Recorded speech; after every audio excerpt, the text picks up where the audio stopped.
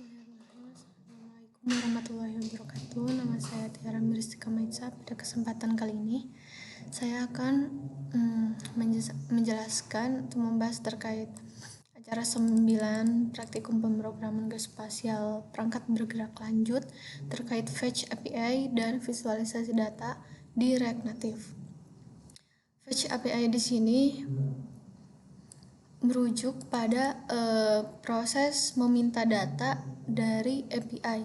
API di sini merupakan antarmuka JavaScript yang dapat menghubungkan satu aplikasi dengan aplikasi yang lainnya.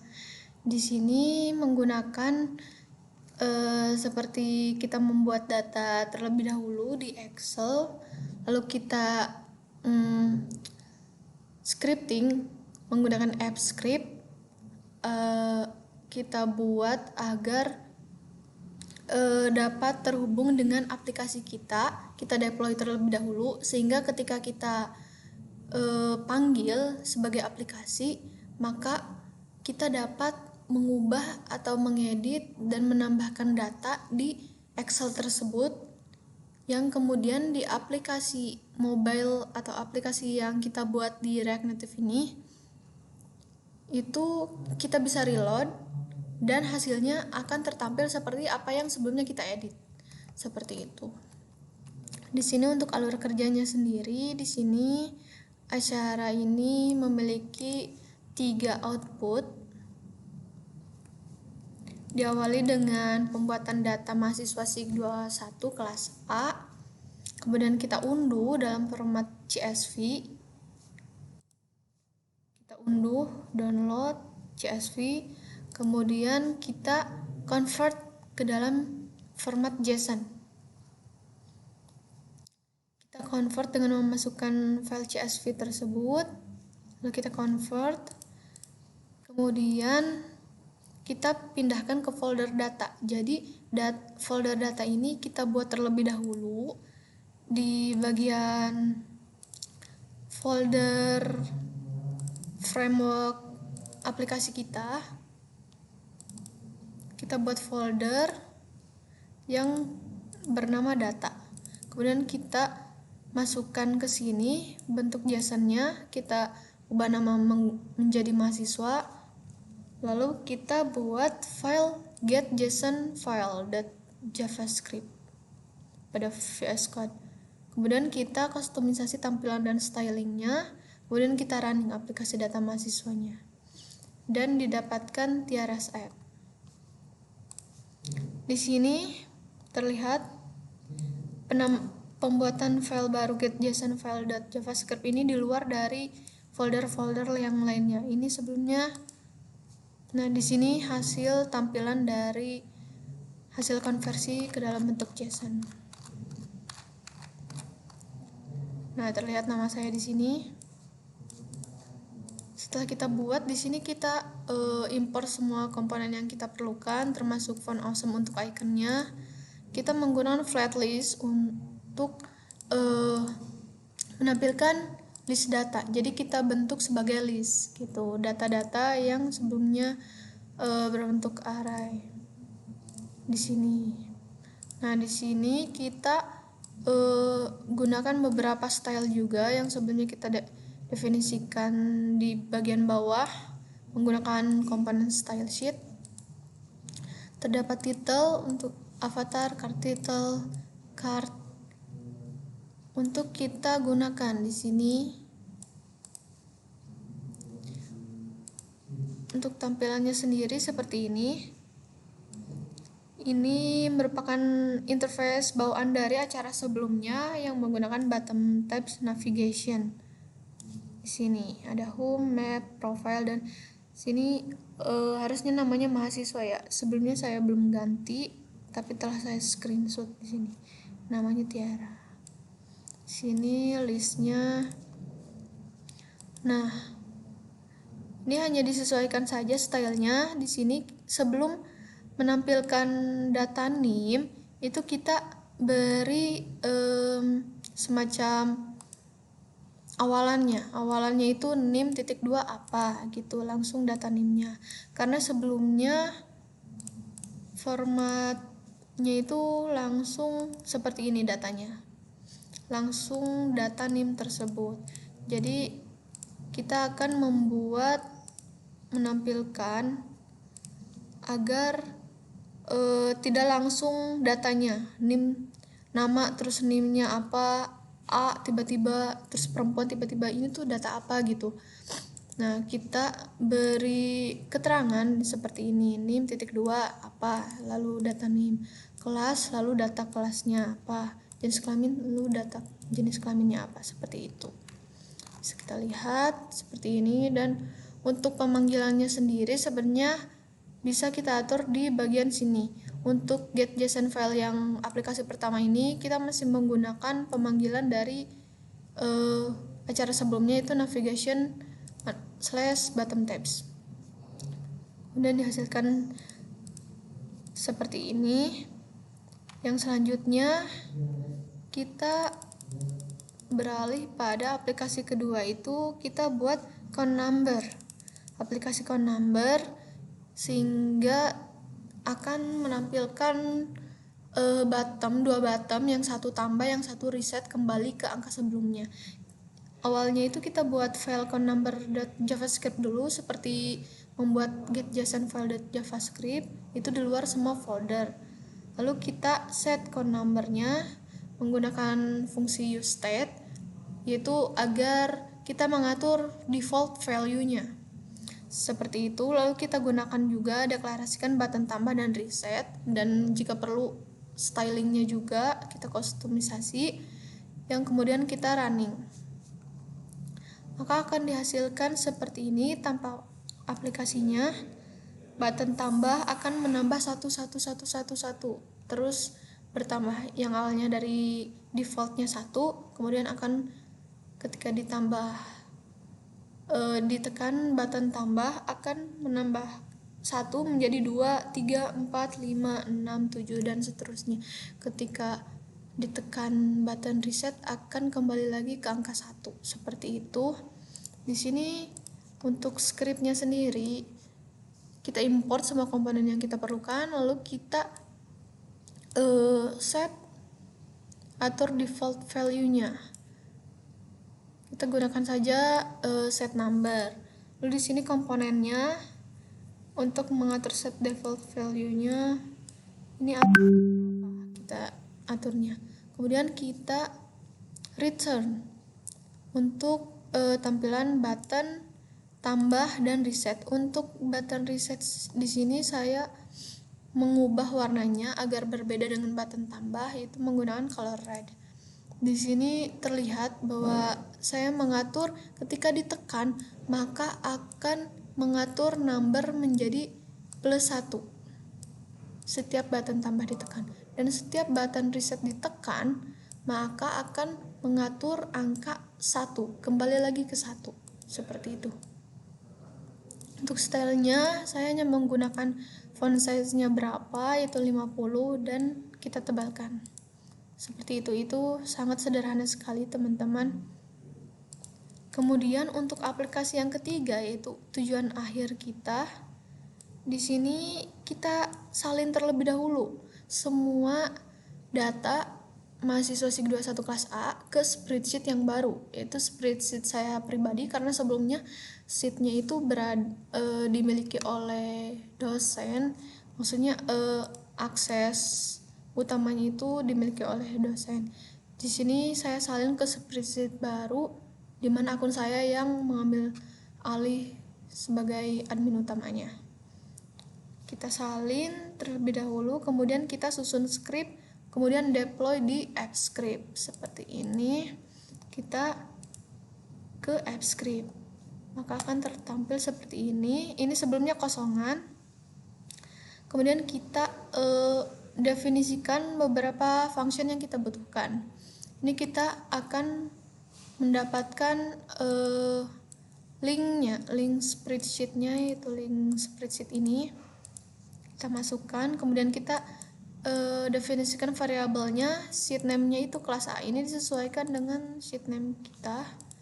Kemudian kita definisikan URL yang sebelumnya yang akan kita panggil nantinya, kemudian kita return untuk dipanggil kembali, dan untuk variabel datanya semua kita bentuk sebagai array dalam bentuk row-nya itu kita gunakan semua dengan tidak menampilkan baris yang 0. Itu judul kolomnya. Kita buat perulangan agar semua datanya itu tertampil seperti ini. Tertampil per pengguna, jadi per nama mahasiswanya tersebut gitu.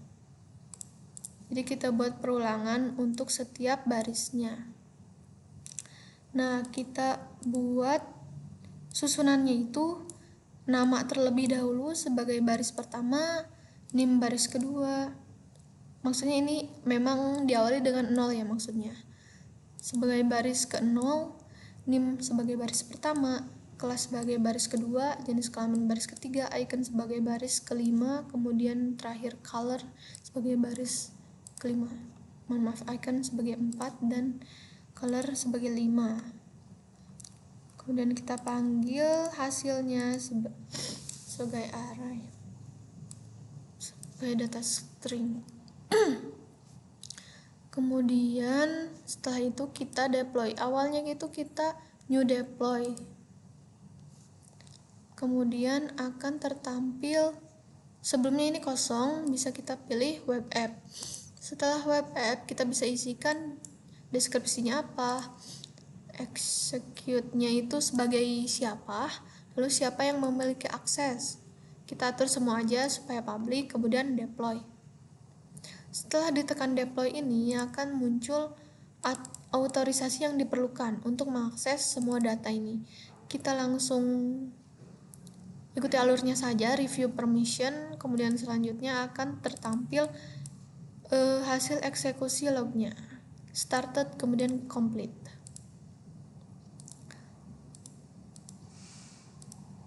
Nah, selanjutnya akan tertampil deployment successfully update.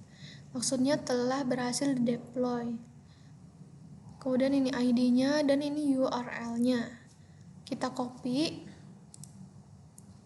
Lalu kita buka di halaman selanjutnya, maka akan tertampil seperti ini data hasilnya. Ini data array yang tertampil jika menggunakan Google Chrome, dan jika menggunakan Mozilla atau Microsoft Edge seperti ini, tampilannya lebih rapi dan terlihat lebih mudah untuk dibaca. Jadi terbagi menjadi setiap mahasiswanya seperti ini. Kemudian untuk selanjutnya itu kita buat file baru yaitu call API.javascript. Untuk otomatisnya bisa menggunakan RAF-C, kemudian kita enter, maka akan terlihat struktur defaultnya untuk mempermudah. Kemudian di sini setelah kita buat file, kita gunakan link deploy-nya. Kemudian kita susun script aplikasinya yang kemudian kita running dan dihasilkan call API apps. Seperti ini tampilannya. Terlihat bahwa perbedaannya dengan yang hasil pertama itu di sini masih terkait dengan bottom tabs navigation, sedangkan di sini tidak ada navigasi di bagian bawah. Terlihat langsung saja. Di sini kita lihat juga, kita import semua yang diperlukan. Font awesome untuk iconnya, di sini untuk pemanggilan komponen yang kita butuhkan. Di sini untuk link deploy-nya tadi kita paste di sini, kemudian kita menggunakan isLoading untuk menampilkan loading ketika di reload aplikasinya. Data user untuk mengatur data user, refresh untuk merefresh atau mengupdate data yang telah diedit atau apa. Itu kita menggunakan use effect juga. Di sini kita minta data JSON-nya.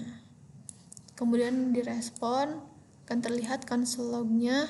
Di sini juga terlihat console lognya. Di sini terlihat hasilnya tertampil. Di sini juga untuk refresh page-nya kita atur, ketika di refresh akan tertampil. Kemudian di sini juga terlihat untuk kita atur script loading, jadi ketika di refresh akan tertampil loading titik-titik-titik yang mengartikan sedang memproses data. Kemudian kita gunakan kembali flat list untuk list data, menampilkan dengan list data, dan kita gunakan variabel data user untuk menampilkan datanya. Ini seperti biasa, seperti sebelumnya di get JSON file, kita gunakan style seperti sebelumnya, kita hanya memindahkan datanya saja. Seperti ini sama saja, kita pindahkan ke sini. Stylenya juga kita samakan. Perbedaannya itu hanya di aplikasi yang telah di-deploy, sehingga di aplikasi Call API ini kita bisa mengedit seperti yang telah saya sebutkan sebelumnya di aplikasi Excel, dan kemudian kita bisa lihat hasilnya, hasil edit tersebut tertampil. Nah, di sini menggunakan debugger, jadi ketika kita klik Ctrl M, maka akan tertampil pilihan menu seperti ini, bisa debug, bisa reload. Jadi ketika kita reload, misalkan kita klik, maka akan muncul loading yang akan menghasilkan loading data seperti itu. Nah, di sini untuk tampilan aplikasinya sendiri, kita benar-benar bisa mengeditnya. Mungkin bisa kita coba seperti ini. Kita edit siapa ya? Mungkin sederhana saja, misalkan kita ubah ininya menjadi laki untuk Tiara ya, untuk saya sendiri. Kemudian di sini kita lihat aplikasinya. Ini kan masih perempuan ya, kita klik Ctrl M, lalu kita reload. Tunggu.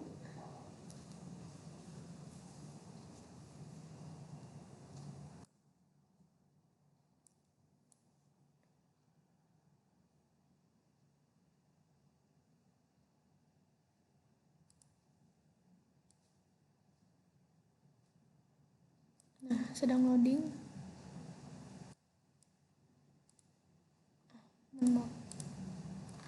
Kita cari di bawah. Nah, sudah tertampil laki-laki. Jadi dengan aplikasi yang memanfaatkan Fetch API ini, kita bisa mengatur atau mengedit, menambahkan atau data dari suatu aplikasi, misalkan sheet ini, dan datanya akan tertampil secara otomatis di aplikasi ini. Secara updating, kita updating data, kita hanya tinggal reload saja menggunakan debug. Sebelumnya kita unduh aplikasinya terlebih dahulu. Kita gunakan React Native Debugger, sehingga kita bisa mendebug hasilnya dan semuanya itu terkontrol. Bisa kita kembalikan kembali ini menjadi perempuan, kita refresh kembali untuk mengembalikan data yang asli. Loading, kita kembali ke bawah, perempuan kembali. Seperti itu teman-teman. Nah, mungkin sekian ya dari saya. Di sini kita dapat simpulkan bahwa data tabular yang berbentuk CSV dapat dibaca dan disajikan dalam bentuk aplikasi jika dikonversikan terlebih dahulu dalam format JSON yang dibantu dengan website konversi gratis. Dapat juga penggunaan JSON berperan sebagai output API yang digunakan setiap aplikasi, termasuk pada aplikasi dengan framework React Native. Data mahasiswa ini juga dikonversi berformat JSON agar dibaca dan diedit dalam teks editor apapun, serta memungkinkan komunikasi lebih mudah menggunakan API. Kemudian tampilan data JSON ini juga disajikan dalam bentuk list menggunakan komponen flat list. Data ini dipanggil sebagai API yang telah disusun dan dideploy melalui AppScript. Mungkin sekian dari saya. Mohon maaf bila banyak kesalahan. Wassalamualaikum warahmatullahi wabarakatuh.